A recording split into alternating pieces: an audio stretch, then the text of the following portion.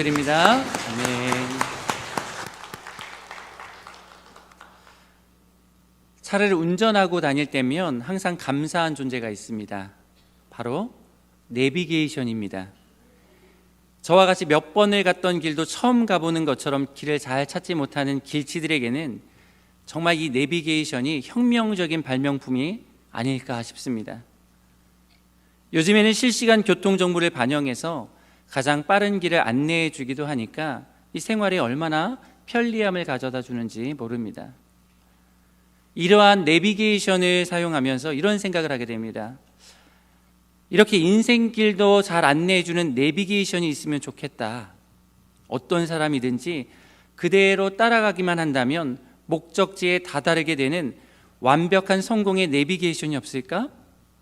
그런 믿을 만한 인생의 지침서가 어디 없을까? 여러분, 있을까요? 없을까요? 있습니다. 바로 하나님의 말씀이 그것이고, 또한 우리가 함께 보고 있는 잠언의 말씀이 우리 인생의 참된 내비게이션입니다. 성공을 위한 인생의 원칙, 행복하게 살아가기 위해 반드시 필요한 인생의 원칙이 바로 함께 보고 있는 잠언의 말씀입니다. 잠언은 격언이나 속담과 같이 아주 간단하게 전곡을 찌른다는 것이 그 특징입니다. 어떤 말은 충격을 가져다 주기도 하지만 어떤 말은 있는 그대로를 묘사할 뿐 아무런 평가를 하지 않기도 합니다. 구절구절이 잘 연결되어 있지 않고 따로 떨어져 있는 경우도 있습니다. 그냥 보면 이 스토리가 잘 만들어지지 않습니다. 그래서 이 잠언의 말씀을 해석하는 데 있어서는 몇 가지 방법이 필요합니다. 먼저는 내게 주시는 하나님의 말씀으로 우리가 받아야 합니다. 이를 위해서는 믿음이 필요합니다. 다음으로는 깊이 해석하고 이해하는 것이 필요합니다. 여러분, 바다 위에 떠 있는 이 섬을 보신 적이 있으십니까? 섬들이 다 제각각 따로 떨어져 있지 않습니까? 그러나 깊은 바닷속을 들여다보면 섬은 홀로 떨어져 있는 것이 아니라 쭉 이어져 있습니다. 잠언의 말씀도 그와 같습니다.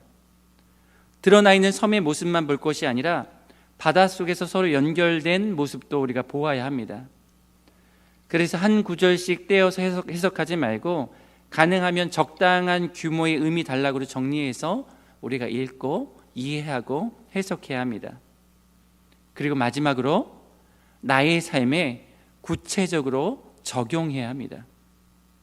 우리가 이렇게 잠언의 말씀을 읽을 때, 잠언의 말씀을 묵상할 때 잠언의 말씀은 하나님의 깊은 뜻을 우리에게 드러내며 잘 정리되어져 있는 인생의 지침이자 우리의 삶을 변화시키는 능력의 말씀이 됩니다. 명품에는 이 사용 매뉴얼, 사용 설명서가 있습니다. 여러분, 하나님의 말씀은 인간 사용 설명서입니다.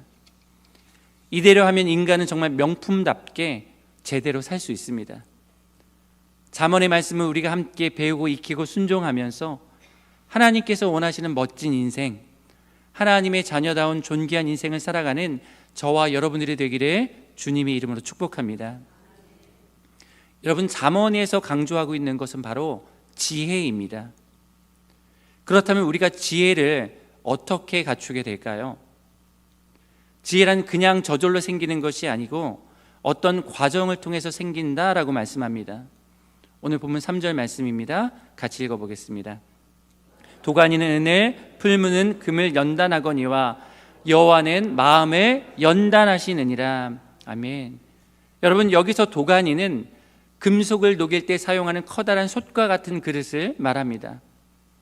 풀무도 마찬가지입니다. 금속을 녹일 때 쓰는 용광로가 바로 오늘의 이 풀무입니다. 은이 되었든 금이 되었든 이제 막 광산에서 채굴한 원석에는 우리가 잘 아는 것처럼 불순물이 많이 끼어 있습니다. 아직은 가치 있는 보석은 안 되고 그저 원석일 뿐입니다. 원석에서 이 불순물을 제거해야 가치 있는 아름다운 보석이 되는 것입니다. 은이나 금이 큰 가치를 지니고 본래의 아름다움을 내려면 도간이나 풀무에서 정련이 반드시 되어야만 하는 것입니다. 은의 경우에는 그 녹는 점이 약 960도 정도 된다고 합니다. 그리고 금은 녹는 점이 약 1000도에 이르고 끓는 점은 약 3000도 가까이 된다고 합니다. 따라서 원석에서 순수한 금이나 은만을 추출하기 위해서는 이처럼 고온의 풀무로 연단하는 과정을 반드시 거쳐야만 한다는 것입니다. 그렇다면 은보다도 귀하고 금보다도 소중한 지혜는 우리가 어떻게 얻을 수 있을까요? 마찬가지입니다. 지혜를 얻기 위해서는 마음의 연단이 필요합니다. 잠언 기자는 하나님께서 우리의 마음을 연단하신다고 오늘 말씀하고 있습니다. 그렇다면 하나님은 왜 우리를 연단하시는 것일까요? 연단의 목적은 과연 무엇일까요? 우리를 사랑하시지 않으시기 때문일까요? 우리를 버리셨기 때문일까요? 그렇지 않습니다.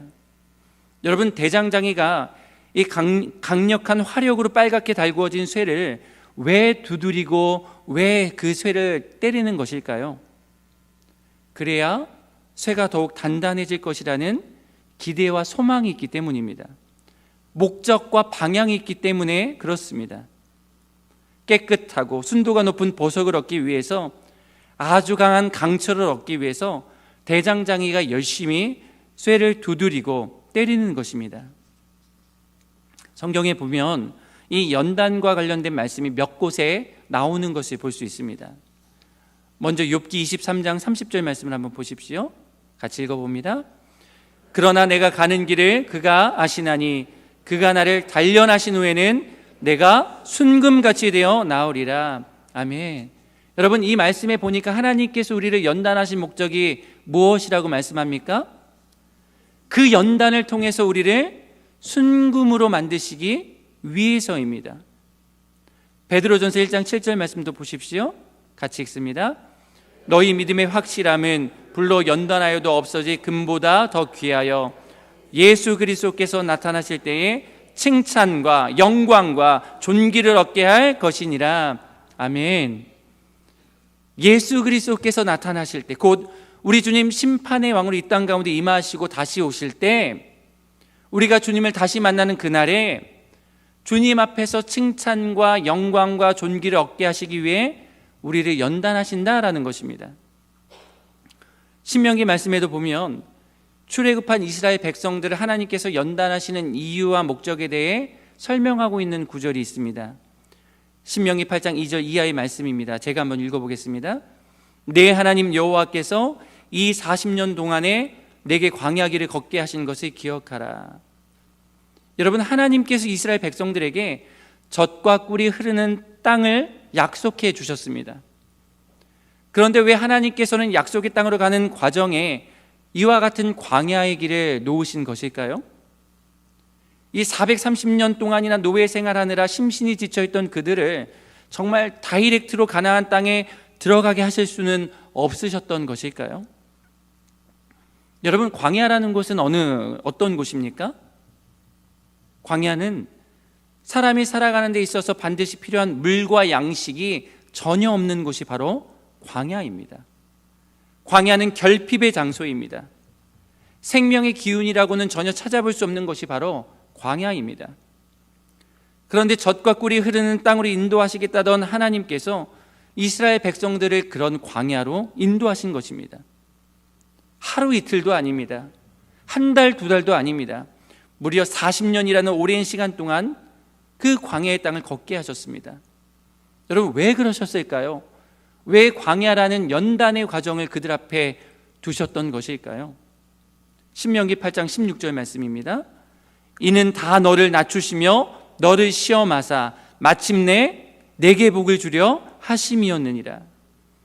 여러분, 하나님께서 이스라엘 백성들에게 광야라는 연단을 주신 이유는 마침내 결국에는 복을 주시기 위해서였습니다. 여러분, 한번 생각해 보시기 바랍니다. 만약 노예 근성을 버리지 못한 그들이, 그리고 하나님에 대한 전적인 신뢰와 믿음을 갖추지 못한 그들이 이방의 우상으로 가득한 가나안에 곧장 들어갔다면 여러분, 어떠했을까요? 하나님의 선민 백성이라는 명확한 정체성 없이 가나안에 들어갔다면 아마 들어가자마자 이방 민족과 동화되고 말았을 것입니다. 우상을 섬기고 이방 민족들이 그러하듯 육체적인 쾌락을 추구하는 악을 저질렀을 것입니다. 여러분, 그랬다면 가나안 땅 입성은 그들에게 복이 아니라 화가 되고 저주가 되는 일이 되고 말았을 것입니다. 그러나 하나님께서는 광야라는 이 연단의 시간을 통해서 이스라엘 백성들을 낮추셨습니다. 그들로 하여금 겸손하게 하셨습니다. 그들의 살고 죽음이 오직 하나님의 손길에 달려 있음을 40년 광야 연단의 세월 동안 깨닫게 하셨습니다. 전적으로 하나님을 의지하고 신뢰하는 연습과 훈련의 과정을 겪게 하셨던 것입니다. 신명기 8장 3절의 말씀을 한번 보십시오. 너를 낮추시며 너를 줄이게 하시며 또 너로 알지 못하며 내 조상들도 알지 못하던 만나를 내게 먹이신 것은 사람이 떡으로만 사는 것이 아니요 여호와의 입에서 나오는 모든 말씀으로 사는 줄을 내가 알게 하려 하심이니라. 아멘. 사랑하는 성도 여러분, 하나님이 우리에게 주시는 연단의 목적은 세상이 아니라 하나님을 바라보게 하려는 것임을 믿으시길 바랍니다. 우리가 살아가는 이 세상 얼마나 볼 것도 많고 좋은 것도 많습니까? 우리의 오감을 자극하고 오감을 만족시키는 것들이 세상에 너무나도 많습니다. 그것을 보느라고 정신이 없을 만큼 세상에는 좋은 것들이 너무 많습니다. 그런데 세상의 유익과 쾌락, 세상의 즐거움을 모두 다 치우고 우리에게 유일한 만족이 되어 주시는 하나님만을 바라보게 하시려고 우리를 연단하게 하시는 것입니다.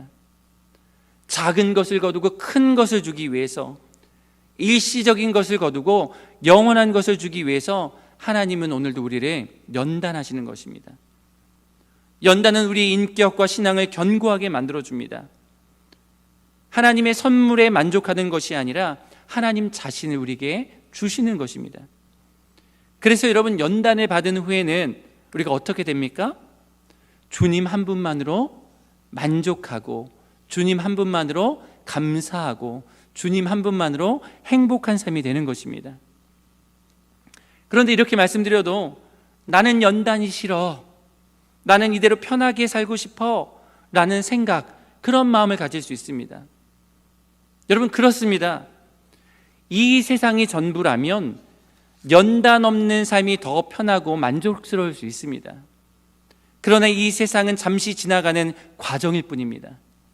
더 중요한 것은 무엇입니까? 우리에게 주어질 영원한 하나님의 나라입니다. 영원한 하나님의 나라에 합당한 사람이 되게 하려는 이 연단은 영원의 각도에서 생각하면 우리에게 너무나도 큰 은혜이며 축복이 아닐 수 없는 것입니다. 사랑하는 성도 여러분, 지혜는, 금보다 귀한 믿음은 거저 얻어지는 것이 아닙니다. 이렇게 연단을 통해서 은보다 귀하고 금보다 소중한 지혜가 우리 인생 가운데 얻어지게 되는 것입니다.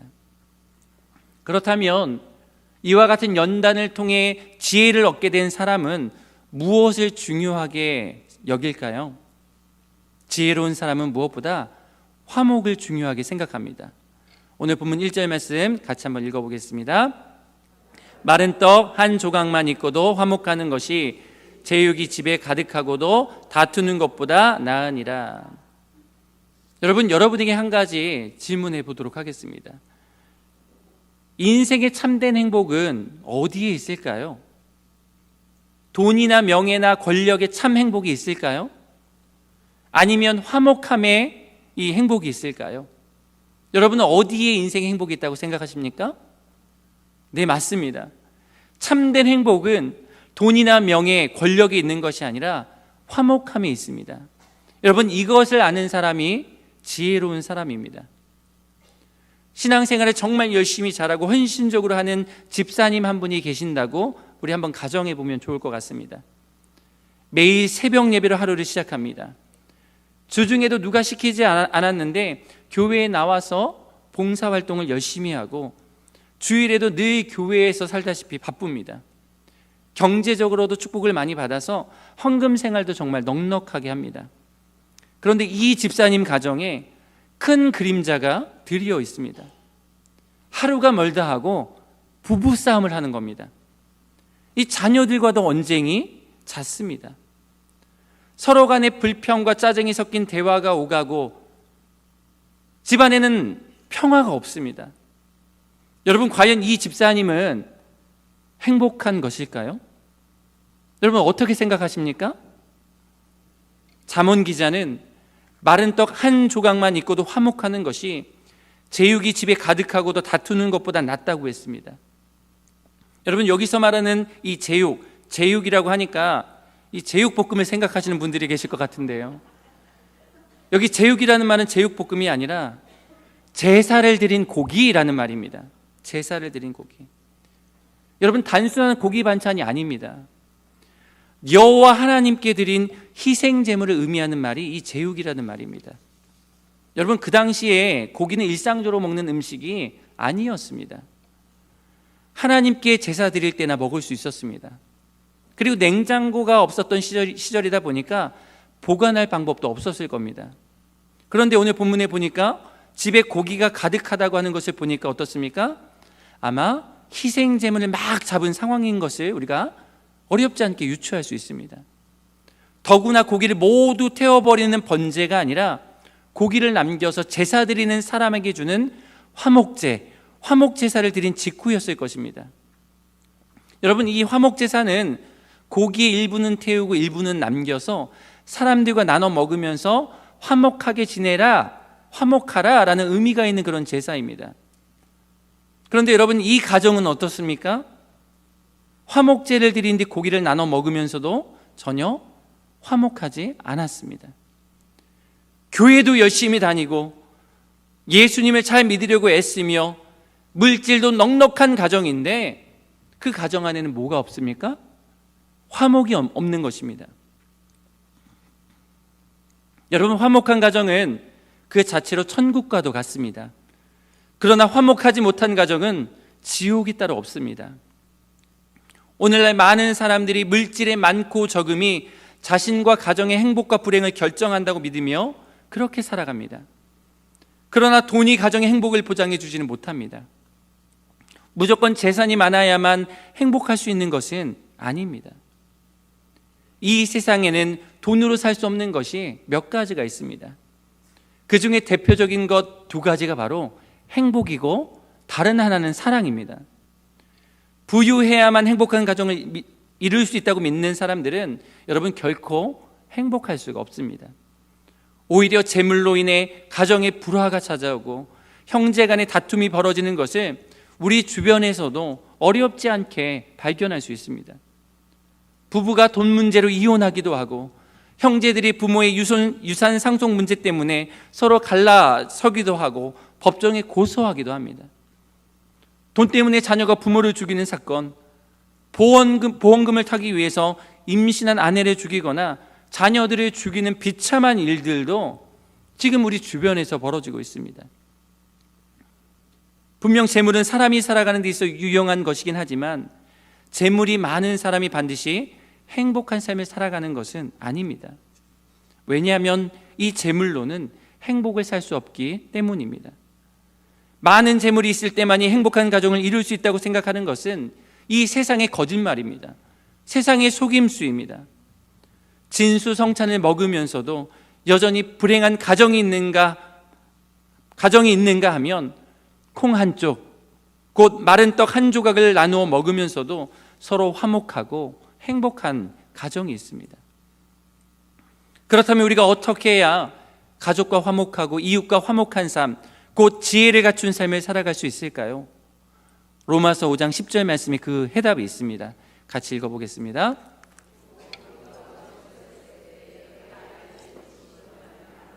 하나님과 화목하게 되었은즉 화목하게 된 자로서는 더욱 그의 살아나심으로 말미암아 구원을 받을 것이니라. 아멘. 여러분, 자격 없는 저와 여러분을 위해 예수 그리스도께서 화목제물로 죽으셨습니다. 그렇기 때문에 우리가 하나님과 화목하게 되었습니다.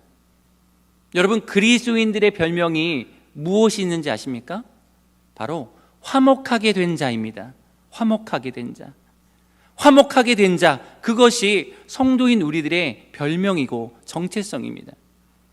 여러분, 그런데 어떻습니까? 화목하게 된 자들이 모여 사는데 화목하지 않습니다. 왜 그렇습니까? 포기가 없기 때문입니다.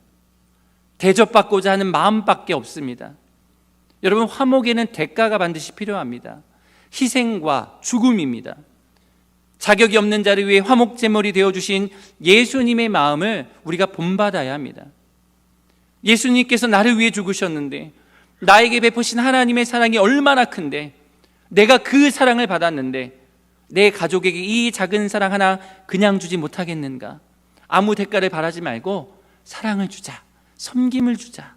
여러분, 이런 마음이 우리 안에 필요합니다. 그때서야 비로소 우리 가정이 화목해질 수 있습니다. 여러분, 떡이 부족한 것이 문제가 아닙니다.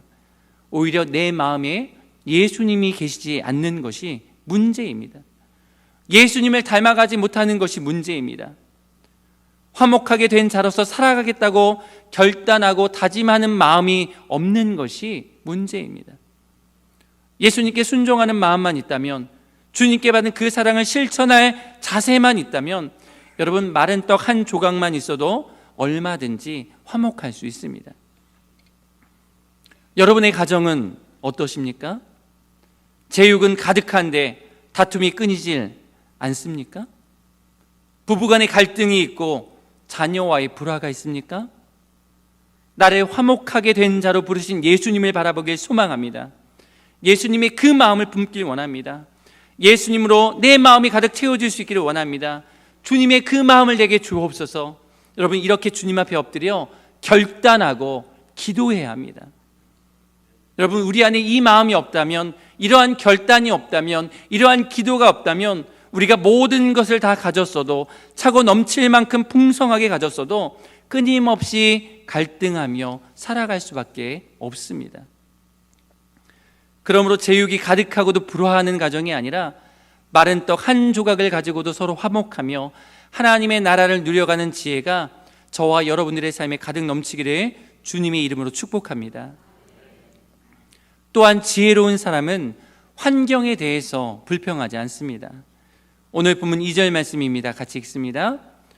슬기로운 종은 부끄러운 짓을 하는 주인의 아들을 다스리겠고 또 형제들 중에서 유업을 나누어 얻으리라. 아멘. 여러분, 2절 말씀의 이 구절은 지혜의 중요성을 강조하는 말씀입니다.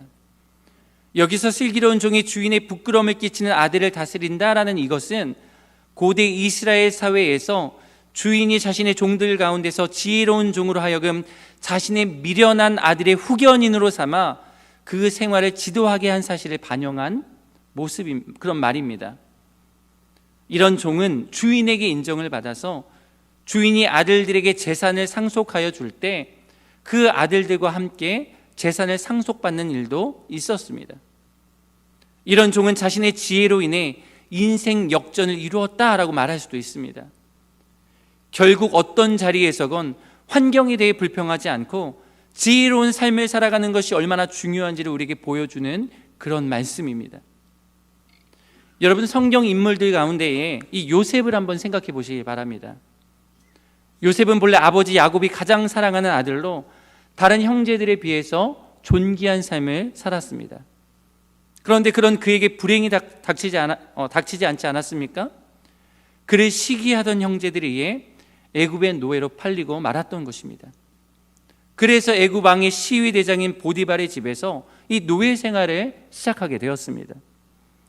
그러나 보디발의 집에서 요셉은 높임을 받았습니다. 그가 지혜롭고 진실했기 때문입니다. 사랑받는 아들에서 비천한 노예가 된 것에 대해 불평하거나 한탄하지 않고 진실하게 그리고 성실하게 맡은 바 책임에 최선을 다했기 때문입니다. 더 나아가 요셉은 한 나라를 다스린 총리가 되지 않았습니까? 그 당시 왕인 바로는 요셉을 향해 내가 너보다 높은 것은 이 보좌뿐이다 라는 사실을 인정하기도 했습니다. 요셉에게 모든 실권을 맡긴 것은 그가 지혜로웠기 때문입니다. 여러분, 요셉이 이런 지혜를 어디서 얻었겠습니까? 바로 여호와 하나님을 경외할 때 참된 지혜를 얻게 되었던 것입니다. 잠언 9장 10절 말씀에도 보면 여호와를 경외하는 것이 지혜의 근본이요 거룩하신 자를 아는 것이 명철이니라 라고 말씀했습니다. 여기서 지혜의 근본이라는 말은 지혜의 시작 혹은 지혜의 원천이라는 뜻입니다.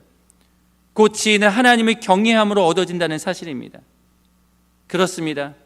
하나님을 경외하는 것이 지혜요, 하나님을 경외함으로써 우리가 지혜를 얻게 되는 줄 여러분 믿으시기 바랍니다.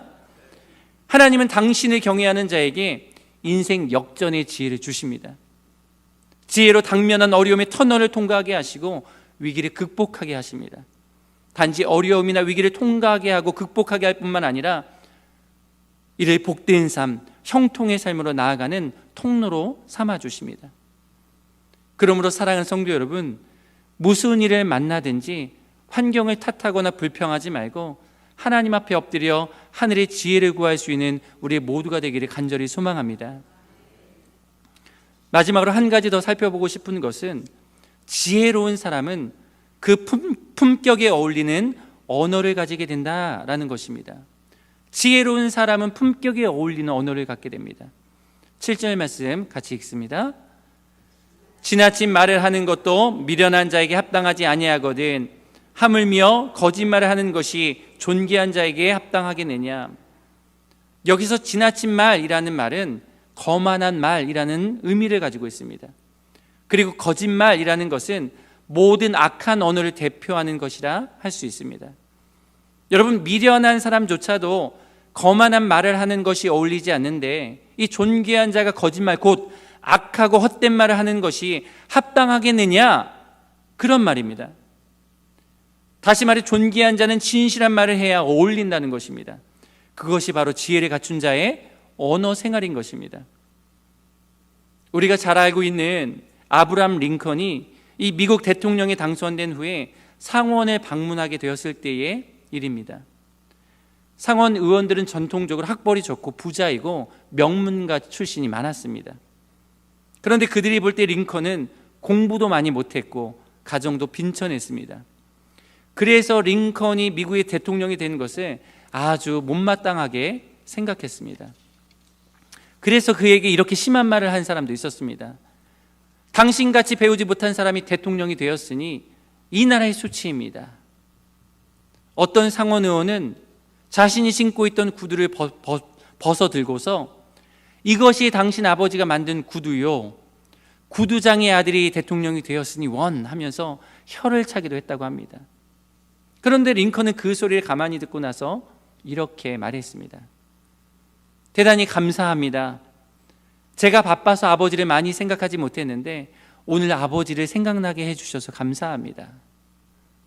제 아버지는 훌륭하신 분이십니다. 정직하셨고 솜씨 좋은 분이셨습니다. 그리고 신앙적으로 경건한 분이셨습니다. 그런데 정확하게는 구두를 만드는 분이 아니라 구두를 수선하는 분이었습니다. 당신의 구두가 고장나면 제게 가져오십시오. 내가 아버지께 어깨너머로 배운 기술이 있으니 고쳐드리겠습니다. 이 말에 소란하던 상원이 조용하고 엄숙해졌다고 합니다. 그리고 이후로는 두 번 다시 이 링컨을 비난하지 않았습니다. 링컨 대통령은 상대방의 노를 부드러운 말로 가라앉혔습니다. 더 나아가서 그들의 마음을 얻게 되었습니다. 여러분, 이것이 바로 지혜로운 사람들의 말의 언어의 위력입니다. 그런데 요즘 세상은 어떠합니까? 갈수록 사람들의 말이 거칠어집니다. 그리고 말이 짧아집니다. 정상적인 문장이 아니라 토막말도 많습니다. 그리고 자극적이고 격한 말, 쌍소리도 많아집니다. 폭력이라고 하면 주먹으로 사람을 때리는 것만 생각하게 되어지는데 그렇지 않습니다. 가장 많은 폭력은 언어 폭력입니다. 탈무드에 보면 이런 말이 나옵니다. 나무나 돌이나 칼에 맞은 몸의 상처는 쉽게 나을 수 있지만 말로 받은 상처는 쉽게 낫지 않는다. 또한 세상에서 칼과 창에 죽은 사람이 많지만 독설에 죽은 사람과는 비길 바가 못 된다.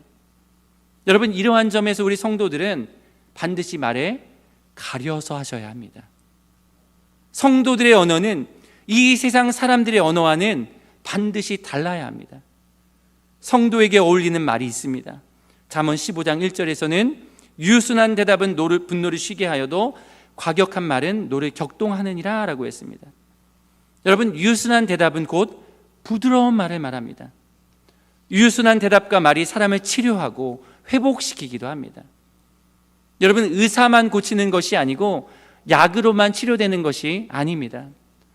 우리의 온순한 혀가 그리고 부드러운 말이 상처를 치료하고 회복시킵니다. 위로와 소망의 말을 들으면 죽게 된 사람도 다시 살아납니다. 온유하고 선량한 말은 상처를 싸매는 회복의 능력이 있고 마음을 치료하며 죽게 된 사람도 다시 생명을 얻게 합니다. 여러분, 우리가 솔직하게 이야기하면 우리 모두는 한성질하지 않습니까? 저도 한성질합니다. 과격한 말을 들으면 과격한 말로 멋지게 받아쳐야만 직성이 풀립니다. 그런데 여러분, 과격한 말은 힘이 있는 것 같지만 사실은 노를 격동시키고 마음에 상처를 주고 아프게 합니다. 결코 우리 성도의 입술에 어울리지 않는 말입니다. 하나님을 경외하는 지혜자의 품격에 맞지 않는 그런 말입니다. 어느 한 목사님께서 이 성도의 품격에 어울릴 만한 말에 대해서 이런 질문을 받았다고 합니다. 목사님, 부드러운 말을 해야 하는데 어떤 말이 부드러운 말인지 생각이 나지 않을 때 어떻게 하면 좋을까요? 이런 질문을 받았습니다. 이 질문에 이 목사님께서 이렇게 답하셨다고 합니다. 그러면요, 일단 그러게 말이에요 라고 말하면서 다음 말을 생각하면 됩니다 라고 하셨다고 합니다. 여러분, 예를 들어보면 이렇습니다. 너는 왜 그 모양이야? 약속도 제대로 안 지키고. 여러분, 이런 말을 들으면 어떻게 대꾸해줘야 속이 시원합니까? 그러는 너는 잘 지키냐? 이렇게 해야 직성이 풀릴 것 같은데, 여러분, 이렇게 맞받아치면 어떻습니까? 분노가 커집니다. 싸우게 됩니다. 이럴 때는 이렇게 받아치지 말고 그러게 말이에요, 지키려고 했는데 죄송하게 됐습니다. 여러분, 이렇게 말하면 분노를 쉬게 한다는 겁니다. 또 한 가지 예를 들어볼까요? 너는 왜 결혼도 안 하고 혼자 그렇게 돌아다니냐? 이런 말을 들으면 어떻게 합니까? 그렇다고 나한테 좋은 사람이라도 소개시켜준 적 있으세요? 이러면 싸우게 된다는 겁니다. 이럴 때는 어떻게 해야 된다고요? 그러게 말이에요, 저도 혼자 있고 싶지 않은데 그렇게 되었네요. 그러면 분노를 쉬게 한다는 겁니다. 여러분, 입이 있다고 해서 아무 말이나 할 수 있는 것은 아닙니다. 우리가 아무 말이나 한다면 우리는 지혜로운 사람이 아니라 미련한 자로 전락할 것입니다. 우리는 지혜로운 자, 경건한 자, 만왕의 왕이신 하나님의 자녀로서 그 품격에 걸맞는 말을 내어야 합니다. 우리 입술이 복되고 아름다울 때 우리의 삶도 역시 복되고 아름다운 것으로 세워지게 될 것입니다. 여러분의 입술을 통해 주변 사람들의 상처가 싸매어지고 회복되는 역사가 일어날 수 있기를 축복합니다. 여러분의 말을 통해 주변 사람들이 소망을 갖게 되고 평안을 얻게 되기를 주님의 이름으로 축원합니다. 이제 말씀을 맺도록 하겠습니다. 많은 사람들은 가능한 많은 부를 축적하고 높은 신분으로 올라가는 데에 삶의 많은 시간과 에너지를 들이고 있습니다. 그러나 천지의 주인이신 하나님께서는 우리가 얼마나 부유하게 살아가는가, 얼마나 높은 신분으로 인생을 마감하는가를 중요하게 생각하지 않으십니다. 하나님께서는 우리 내면을 더 중요하게 바라보십니다. 우리가 얼마나 하나님을 의지하고 살아가는가, 우리 안에 제거해야 하는 죄악은 없는지 점검하십니다. 하나님께서는 그 사랑하는 자들의 마음을 직접 연단하십니다. 광부들이 광산에서 발견한 은광석과 금광석을 사용하기 위해서는 불순물을 제거해야 합니다. 그러기 위해서는 높은 온도에서 광석을 녹여야 합니다. 도가니 안에 들어간 광석은 녹게 되고 그 가운데 불순물을 제거하여 순도 높은 은과 금을 얻을 수 있습니다. 마찬가지입니다. 하나님께서는 한 사람의 마음속에 있는 불순물 같은 죄악을 제거하고 그에게 더 굳건한 믿음을 주시기 위해 우리를 연단하십니다. 광석이 불에 들어가서 녹아야 순도가 높은 금속이 나오는 것처럼 하나님은 우리들의 불같은 시험을 통해 연단하시는 것입니다. 이와 같이 고난을 통해 사람을 연단하시는 하나님의 기쁘신 마음을 깨달았던 사람이 바로 다윗입니다. 그래서 그는 시편 119편 71절 말씀에서 이렇게 고백할 수 있었습니다. 같이 읽어보겠습니다. 고난당한 것이 내게 유익이라, 이로 말미암아 내가 주의 율례들을 배우게 되었나이다. 아멘. 하나님께서는 때로는 우리 삶에 혹독한 시련과 고난을 허락하십니다. 그리고 그 시간을 통해 우리의 마음을 정결하게 하십니다. 정금과 같이 나오게 하십니다. 주님께 더욱 가까이 할 수 있는 축복을 누리게 하십니다. 사랑하는 성도 여러분, 우리가 살아가는 동안 수많은 연단의 과정을 겪게 될 것입니다. 이때 우리가 할 일은 원망하거나 낙심하는 것이 아닙니다. 이 연단을 통해 하나님이 기뻐하시는 모습, 정금이 되는 것입니다. 연단을 통해 지혜를 얻어서 화목하고 원망하지 않으며 다른 사람들을 무시하지 않고 정직하게 살아가는 것입니다. 이때 연단은 우리를 보석과 같은 사람으로 만들어 줄 것입니다. 하나님께서 주시는 이 연단 속에서 정금과 같은 성도가 된 놀라운 은혜가 저와 여러분들의 삶에 가득할 수 있기를 주님의 이름으로 축복합니다. 기도하겠습니다. 우리의 마음과 삶을 연단하시는 살아계시는 하나님, 도가니와 풀무를 통해 빛나는 보석을 만들듯이 우리도 하나님의 연단을 통해 정금과 같이 되어지는 줄 믿습니다. 왜 나에게만 이런 일이 있냐며 연단에 대해 원망하거나 불평하지 말게 하시고 오히려 그 속에서 주님의 율례를 배울 수 있는 귀한 성도님들, 고난당한 것이 내게 복이라고 믿음으로 고백하는 존귀한 성도님들 다 될 수 있도록 축복하여 주옵소서. 그래서 이 땅에서도 지혜로운 삶을 살게 하시되 우리들의 가정이 화목하게 하시고 환경을 탓하거나 다른 사람을 무시하지 않고 정직하게 살아가며 성도의 품격에 맞는 언어를 통해 영혼을 살리고 회복케 하는 빛난 삶을 살아가는 우리 모두가 다 될 수 있도록 날마다 축복하여 주시옵소서. 감사드리며 살아계신 우리 구주 예수님의 이름으로 기도합니다. 아멘.